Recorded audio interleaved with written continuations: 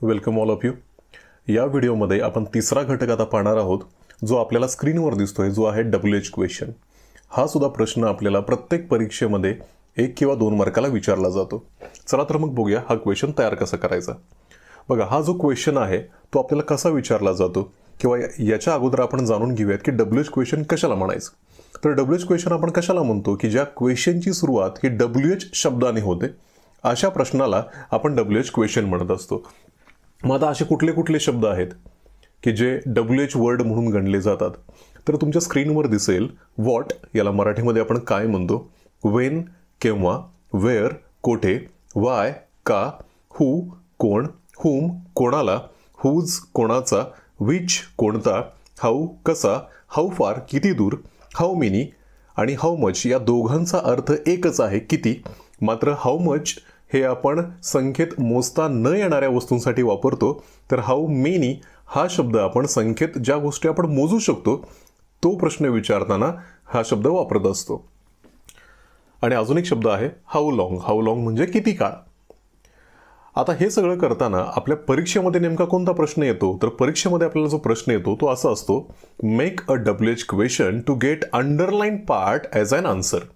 म्हणजे आपल्याला परीक्षेमध्ये एक उदाहरण दिलं जातं, त्या उदाहरणामधील काही पार्ट हा अंडरलाइंड असतो, त्याला अधोरेखित केलेलं असतं आणि तो अंडरलाइन केलेला पार्ट आपल्या प्रश्नामध्ये उत्तर म्हणून आला पाहिजे, असा प्रश्न आपण तयार करायचा आहे। असा प्रश्न तयार करणं खूप सोपं आहे। कसं करायचं, तर फक्त 2 स्टेपमध्ये आपण पाहणार आहोत की हा क्वेश्चन कसा तयार करायचा।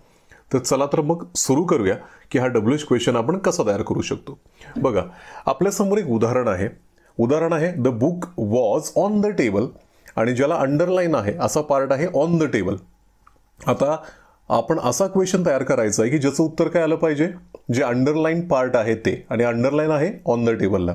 कसं करायचं बघा, पहिला नियम तुम्हाला सांगितला आहे, अधोरेखित केलेला भाग सोडून उर्वरित वाक्याचा येस नो टाइप क्वेश्चन तयार करून घ्या। आता हे करणं किती सोपं आहे बघा। सगळ्यात पहिल्यांदा बघा, हा जो अंडरलाइन केलेला पार्ट आहे याच्याकडे आपण बघणारच नाही आहोत। सुरुवातीला जो हा पार्ट सोडून जो पार्ट राहिलाय याच्यावर आपण काम करणार आहोत आणि नंतर याच्याकडे पाहणार आहोत। म्हणजे काय करणार आहोत, आता अंडरलाइन केलेला हा जो पार्ट आहे हा जर आपण ओमिट केला, राहिलं द बुक वॉज, या राहिलेल्या वाक्यापासून मला येस नो टाइप क्वेश्चन तयार करायचा आहे। आता येस नो टाइप क्वेश्चन तयार कसा केला जातो, तर सिंपल आहे, वाक्यामध्ये आलेलं जे हेल्पिंग वर्ब आहे ते फक्त वाक्याच्या सुरुवातीला ठेवायचं। आता या ठिकाणी हेल्पिंग वर्ब कुठला आलंय, तर ते आहे वॉज। याला फक्त वाक्याच्या सुरुवातीला जर मी ठेवला तर माझा वर्बल क्वेश्चन, त्यालाच आपण येस नो टाइप क्वेश्चन म्हणत असतो, तो तयार होतोय। कसा बघा, या ठिकाणी मी थोडासा स्पेस ठेवणार आहे, इथं मला WH वर्ड टाकायचा आहे, त्याच्यानंतर मी लिहिणार वॉज द आणि house at last question mark, कारण हा माझा क्वेश्चन आहे।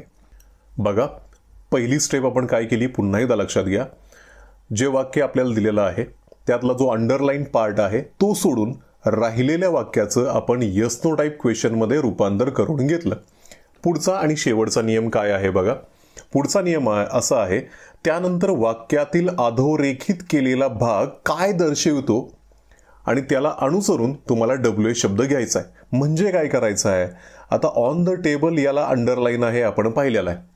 आता हा ऑन द टेबल शब्द काय दर्शवतो म्हणजे तुमच्या समोर आता काही शब्द आले असतील, म्हणजे ऑन द टेबल हा शब्द जर आपल्याला एखादी वस्तू दर्शवत असेल तर आपण क्वेश्चन विचारणार व्हॉट या शब्दाने, जर एखादं कारण दर्शवत असेल तर आपण वाय म्हणणार, जर वेळ सांगत असेल तर आपण व्हेन हा शब्द वापरणार, ठिकाण सांगत असेल तर वेअर वापरणार, आणि गोष्ट कोण करते त्याचं नाव जर इथं असेल आणि आपल्याला त्याचं नाव विचारायचं असेल तर आपण कोणी हा शब्द म्हणजे हू वापरणार। पण ऑन द टेबल, टेबलवर जर हा विचार केला तर इथं आपल्याला एक प्लेस दाखवलं जाते, आणि प्लेससाठी म्हणजेच ठिकाणासाठी कोणता शब्द आपण घेऊ शकतो, वेअर, आणि हा कुठं घ्यायचा आहे, फक्त वाक्याच्या सुरुवातीला, आणि तुमचा क्वेश्चन तयार। क्वेश्चन असा आहे, वेअर वॉज द बुक, आणि तुमचं उत्तर असं असेल ऑन द टेबल। म्हणजे इतका सोपा हा क्वेश्चन आहे। अजून एक उदाहरण आपण बघूया। बघा, the function is in the evening हे वाक्य आहे। 2च नियम आपण पाहिले होते। पहिला नियम, अंडरलाइन केलेला भाग सोडायचा, राहिलेल्या पार्टवर बघा या वाक्यातला हा जो अंडरलाईन केलेला पार्ट आहे तात्पुरता मी त्याला बाजूला करतो आणि जो भाग राहिलेला आहे द फंक्शन इज यापासून पहिल्यांदा एक व्हर्बल क्वेश्चन तयार करतो. तो असा असेल is the function at last question mark. का क्वेश्चन मार्क? इथं चुकून क्वेश्चन मार्क आलेला आहे पण इथं फुल स्टॉप पाहिजे होता, एवढी दुरुस्ती करून घ्या. Dash dash is the function इथंपर्यंत आपला क्वेश्चन तयार झाला आहे. आता फक्त एकच शब्द ॲड करायचा आहे जो असणार आहे WH वर्ड.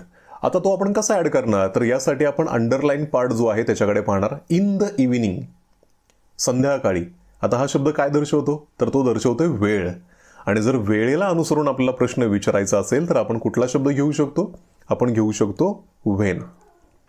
म्हणजे आपला क्वेश्चन असा असेल व्हेन इज द फंक्शन आणि याचं उत्तर असेल इन द इव्हिनिंग. अजून एक एक्झाम्पल आपण बघूया. दोज आर बुक्स आणि यामध्ये बुक्स या शब्दांना अंडरलाईन आहे. पुन्हा ॲज युजल आपल्या पहिल्या नियमाप्रमाणे आपण काय करूयात? व्हर्बल क्वेश्चन तयार करूयात. Are those at last question mark. आता इथं बघा बुक्स हे आहे एक प्रकारची वस्तू आणि जर एखाद्या वस्तूबद्दल आपल्याला प्रश्न विचारायचा असेल तर आपण कशाने सुरुवात करू शकतो? व्हॉटने. जो शब्द मी इथं लिहितो व्हॉट. बघा तुमचा क्वेश्चन तयार झाला. व्हॉट आर दोज आणि याचं उत्तर असेल बुक्स. अजून एक एक्झाम्पल बघा. Meena went to Chennai.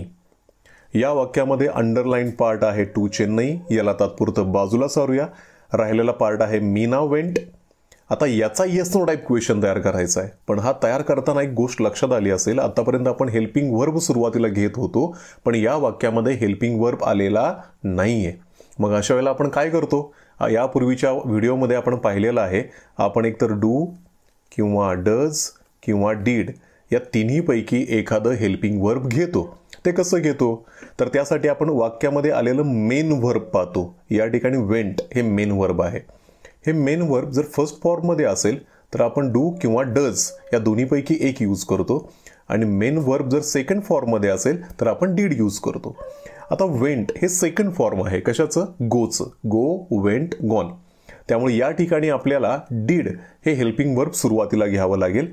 मी इथं घेतलं डीड, नंतर मीना. आता अजून एक चेंज आहे.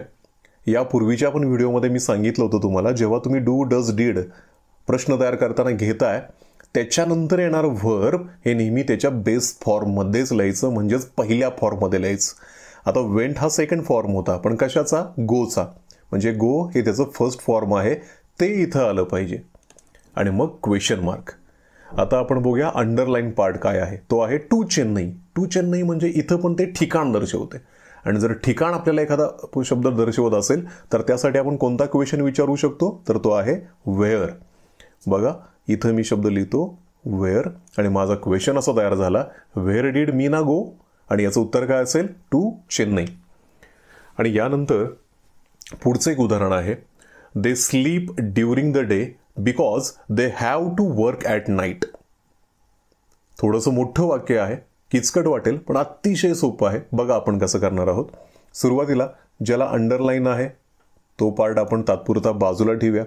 राहिला पार्ट कुठला? दे sleep during the day.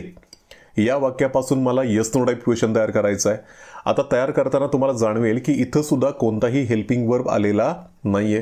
As usual आपण काय करणार आहोत? तर आपण डू किंवा डज किंवा डीड यापैकी एक हेल्पिंग वर्ब घेणार आहोत. आता कसं ठरवायचं? तर मेन वर्ब कुठला आहे? स्लीप. कोणत्या फॉर्ममध्ये आहे? फर्स्ट. म्हणजे इथं डीडचा विषय संपला. डीड आपण यूज करू शकत नाही कारण तो आपण सेकंड फॉर्ममध्ये करतो. आता पुन्हा दोन क्रियापद राहिली डू आणि डज. आता आपण बघूयात हा जो मेन वर्ब आहे त्याला यस किंवा ईएस प्रत्यय लागलाय का? तर तो लागलेला नाहीये. जर लागला नसेल तर ईएस प्रत्यय असणारं डज सुद्धा आपण वापरणार नाही आहोत. म्हणजे आपला एकच वर्ब राहतोय जो आहे डू. तो वापरून आता आपण येस नो टाईप क्वेश्चन तयार करूया. Do they sleep during the day at last question mark. पहिला नियम संपला आणि शेवटचा नियम आता. Because they have to work at night.